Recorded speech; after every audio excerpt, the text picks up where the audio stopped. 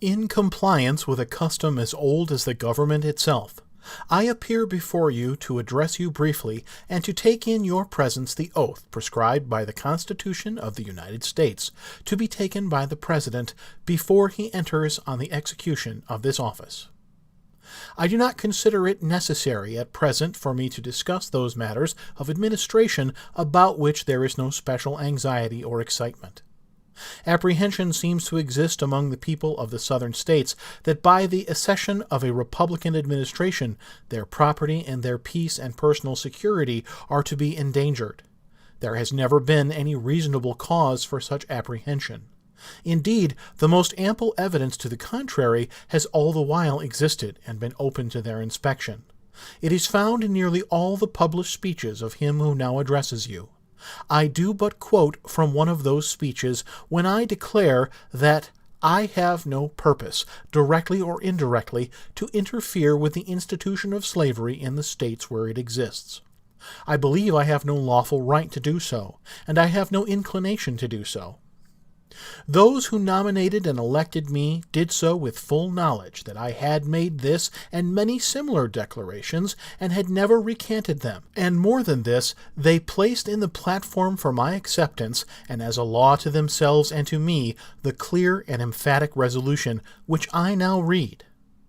Resolved, that the maintenance inviolate of the rights of the states, and especially the right of each state to order and control its own domestic institutions according to its own judgment exclusively, is essential to that balance of power on which the perfection and endurance of our political fabric depend, and we denounce the lawless invasion by armed force of the soil of any state or territory, no matter what pretext, as among the gravest of crimes.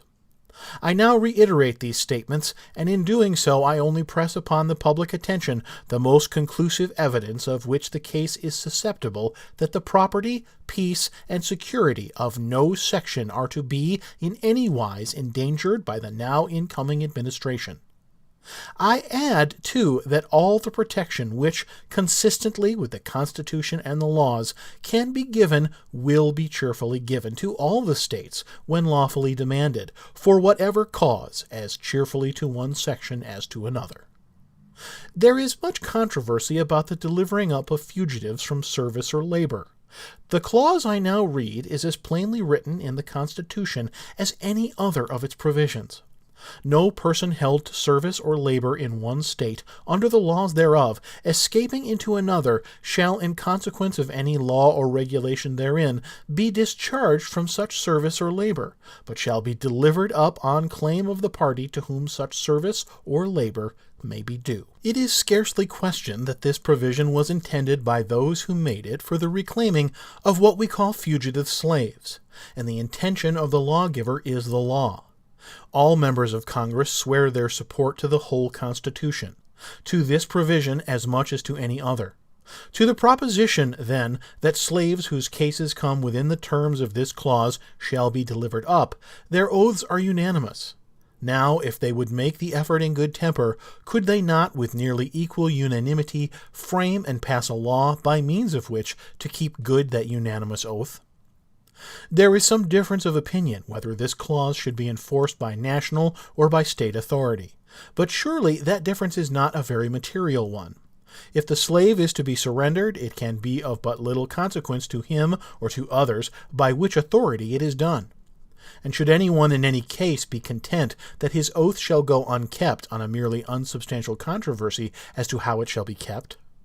Again, in any law upon this subject ought not all of the safeguards of liberty known in civilized and humane jurisprudence to be introduced, so that a free man be not in any case surrendered as a slave? And might it not be well at the same time to provide by law for the enforcement of that clause in the Constitution, which guarantees that the citizens of each state shall be entitled to all privileges and immunities of citizens in the several states? I take the official oath today with no mental reservations, and with no purpose to construe the Constitution or laws by any hypercritical rules. And while I do not choose now to specify particular acts of Congress as proper to be enforced, I do suggest that it will be much safer for all, both in official and private stations, to conform to and abide by all those acts which stand unrepealed, than to violate any of them, trusting to find impunity in having them held to be unconstitutional. It is 72 years since the first inauguration of a president under our national Constitution. During that period, 15 different and greatly distinguished citizens have in succession administered the executive branch of the government. They have conducted it through many perils, and generally with great success. Yet, with all this scope of precedent, I now enter upon the same task for the brief constitutional term of 4 years under great and peculiar difficulty. A disruption of the federal union, heretofore only menaced, is now formidably attempted. I hold that in contemplation of universal law and of the Constitution, the union of these states is perpetual. Perpetuity is implied, if not expressed, in the fundamental law of all national governments. It is safe to assert that no government proper ever had a provision in its organic law for its own termination. Continue to execute all the express provisions of our national Constitution, and the Union will endure forever, it being impossible to destroy it except by some action not provided for in the instrument itself. Again, if the United States be not a government proper, but an association of states in the nature of contract merely, can it, as a contract, be peaceably unmade by less than all the parties who made it? One party to a contract may violate it, break it, so to speak, but does it not require all to lawfully rescind it? Descending from these general principles, we find the proposition that in legal contemplation the Union is perpetual, confirmed by the history of the Union itself. The Union is much older than the Constitution. It was formed, in fact, by the Articles of Association in 1774. It was matured and continued by the Declaration of Independence in 1776. It was further matured, and the faith of all the then 13 states expressly plighted and engaged that it should be perpetual by the Articles of Confederation in 1778. And finally, in 1787, one of the declared objects for ordaining and establishing the Constitution was to form a more perfect union. But if destruction of the Union by one or by a part only of the states be lawfully possible, the Union is less perfect than before the Constitution, having lost the vital element of perpetuity. It follows from these views that no state, upon its own mere motion, can lawfully get out of the Union, that resolves and ordinances to that effect are legally void, and that acts of violence within any state or states against the authority of the United States are insurrectionary or revolutionary, according to circumstances. I therefore consider that in view of the Constitution and the laws the Union is unbroken, and to the extent of my ability I shall take care, as the Constitution itself expressly enjoins upon me, that the laws of the Union be faithfully executed in all the states. Doing this I deem to be only a simple duty on my part, and I shall perform it so far as practicable, unless my rightful masters, the American people, shall withhold the requisite means, or in some authoritative manner direct the contrary. I trust this will not be regarded as a menace, but only as the declared purpose of the Union, that it will constitutionally defend and maintain itself. In doing this, there needs to be no bloodshed or violence, and there shall be none unless it be forced upon the national authority. The power confided to me will be used to hold, occupy, and possess the property and places belonging to the government, and to collect the duties and imposts, but beyond what may be necessary for these objects, there will be no invasion, no using of force against or among the people anywhere.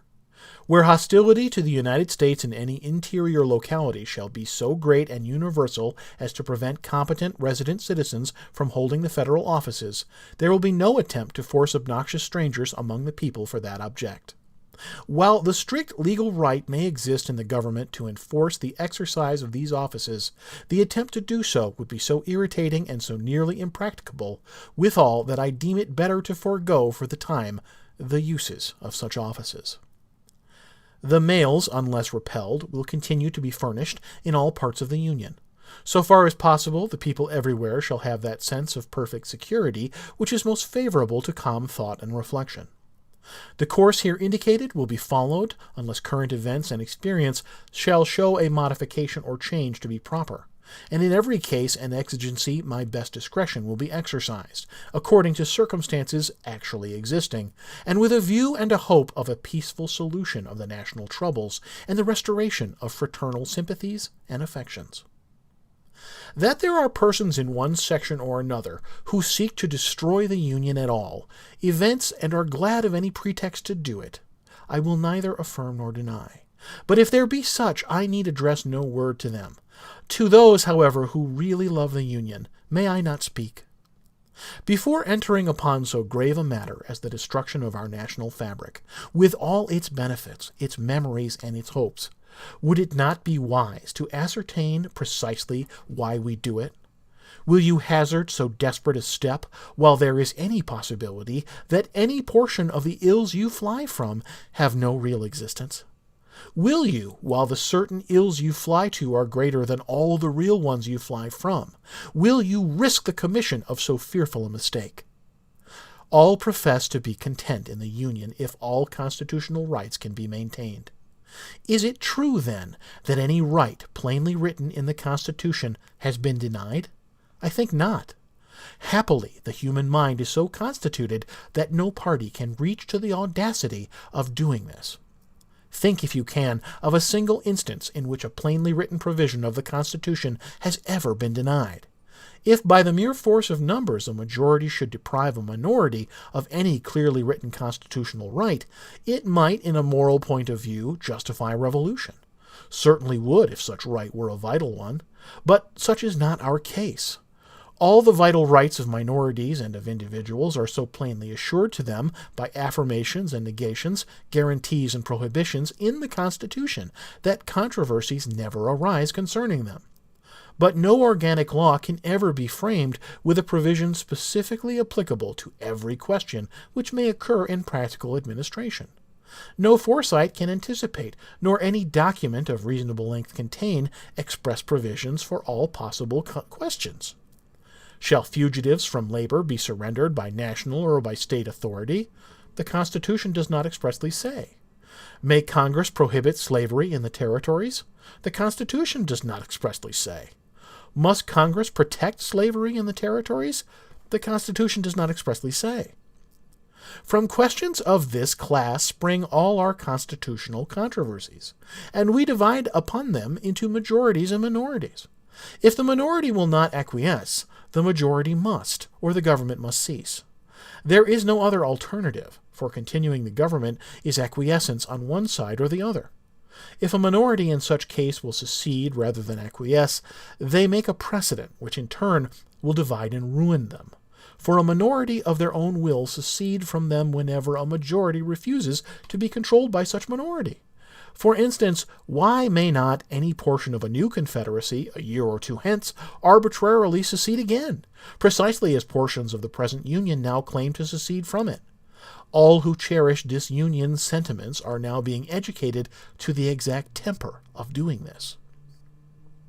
Is there such perfect identity of interests among the states to compose a new union as to produce harmony only and prevent renewed secession? Plainly, the central idea of secession is the essence of anarchy. A majority held in restraint by constitutional checks and limitations, and always changing easily with deliberate changes of popular opinions and sentiments, is the only true sovereign of a free people. Whoever rejects it does of necessity fly to anarchy or to despotism. Unanimity is impossible. The rule of a minority, as a permanent arrangement, is wholly inadmissible, so that, rejecting the majority principle, anarchy or despotism in some form is all that is left. I do not forget the position assumed by some, that constitutional questions are to be decided by the Supreme Court, nor do I deny that such decisions must be binding in any case upon the parties to a suit as to the object of that suit, while they are also entitled to very high respect and consideration in all parallel cases by all other departments of the government. And while it is obviously possible that such decision may be erroneous in any given case, Still, the evil effect following it, being limited to that particular case, with the chance that it may be overruled and never become a precedent for other cases, can better be borne than could the evils of a different practice. At the same time, the candid citizen must confess that if the policy of the government upon vital questions affecting the whole people is to be irrevocably fixed by decisions of the Supreme Court, the instant they are made in ordinary litigation between parties in personal actions, the people will have ceased to be their own rulers, having to that extent practically resigned their government into the hands of that eminent tribunal. Nor is there in this view any assault upon the court or the judges. It is a duty from which they may not shrink to decide cases properly brought before them, and it is no fault of theirs if others seek to turn their decisions to political purposes. One section of our country believes slavery is right and ought to be extended, while the other believes it is wrong and ought not to be extended. This is the only substantial dispute. The Fugitive Slave Clause of the Constitution and the law for the suppression of the foreign slave trade are each as well enforced, perhaps, as any law can ever be in a community where the moral sense of the people imperfectly supports the law itself. The great body of the people abide by the dry legal obligation in both cases, and a few break over in each. This, I think, cannot be perfectly cured, and it would be worse in both cases after the separation of the sections than before. The foreign slave trade, now imperfectly suppressed, would be ultimately revived without restriction in one section, while fugitive slaves, now only partially surrendered, would not be surrendered at all by the other. Physically speaking, we cannot separate. We cannot remove our respective sections from each other, nor build an impassable wall between them. A husband and wife may be divorced and go out of the presence and beyond the reach of each other, but the different parts of our country cannot do this. They cannot but remain face to face, and intercourse, either amicable or hostile, must continue between them.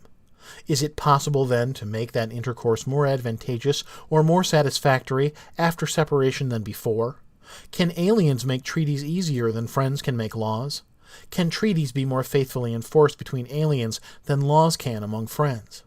Suppose you go to war. You cannot fight always, and when, after much loss on both sides and no gain on either, you cease fighting, the identical old questions as to terms of intercourse are again upon you. This country, with its institutions, belongs to the people who inhabit it.